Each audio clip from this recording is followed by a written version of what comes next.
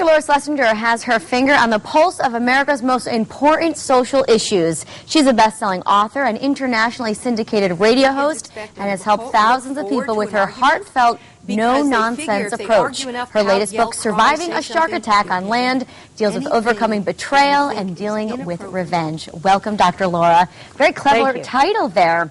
So this is a topic I know a lot of people can relate to. What prompted you to write this?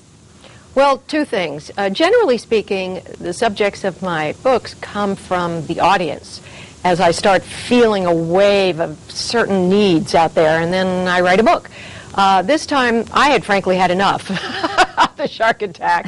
So in 2009, I said, you know what, I am so enraged by so many people getting away with so many shark bites. I have had it. I've got to purge myself of this and be helpful. See, that's my concept about how you survive this. You take your pain, you take your rage, and you do something constructive with it. So, or I could just eat myself up and become da-da-da-da-da. So I wrote this book to help other people because there is nobody. This is one book that has no niche, as you just said. Everybody gets screwed over. Everybody gets betrayed. All right. And this book helps people avoid staying in that hurtful place, staying in that angry place, and getting on with life. Let me ask you, do you think it's human nature for people to be two-faced, talk behind people's back, the stabbing in the back? Yes. Enough said right there.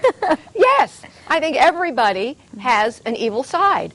You know that cute story about the grandpa talking to his grandson and saying, there are two wolves in my head, and one of them is ferocious and mean and hostile and angry all the time, and the other is sweet and delightful and compassionate and adorable. And, Grandpa, which one's going to survive? And Grandpa says, the one I feed. So each individual is responsible for curtailing the dark side and coming forth with the right side, the correct side, the loving side. But it's hard sometimes. I mean, people get greedy, they get insecure, they feel entitled, they feel one down, they feel jealous. I mean, there are all kinds of reasons people do what they do, but most of the time they can bite you, take off a limb, and swim away and not care. Sure. And I think at one point or another we've all been betrayed, and you go through different stages. First it's shock, then it's disbelief, and it continues from there. Yeah, I think people need to spend at least a week and a half of fantasizing horrible ways to hurt the other person back. Don't do them. Just fantasize, because I think you've got to get that out of your system, and I think it's good to blow off steam. And I think at that point, the first thing you try to do is get justice. And frankly, that's hard to get. Sometimes it could take 2 decades. Sometimes you can't get it at all because you get attorneys involved and it's legal, it's illegal, it's, oh my God. You know, you can say horrible things about a person who is in the public eye that you couldn't get away with saying with a person who is not in the public eye. I mean, it's all so unfair.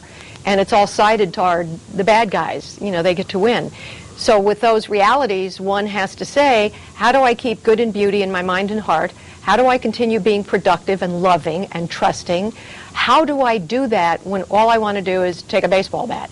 And this book helps people put down the bat. So you really want to try and get that revenge. I feel like that's your first instinct, but you're telling us that we should try and think about it, think it out a little bit, and ignore that feeling. No, we have to put it somewhere. Okay. I have tremendous animosity towards people who will do evil, especially toward a child. And you can look at my face right now, I can feel it changes when I talk about that. People who would hurt kids, people who have hurt my kid in order to embarrass me. I mean, it's horrible. That doesn't go away, but that's not my omnipresent thought. That's not what I live on. That's not what I breathe for. I have that hatred and disgust, but I'm not letting it destroy me, my family, my mission, my life, my friends. I've learned how to put it in its place, and that's why I can help so many people in their lives put it in its place. Thank you so much. We're out of time here, but the new book is How to Survive a Shark Attack on Land. You can find it at your local bookstore or on Amazon. Thank you so much, and stay with us. There's more Connecticut Style coming up. Stick around.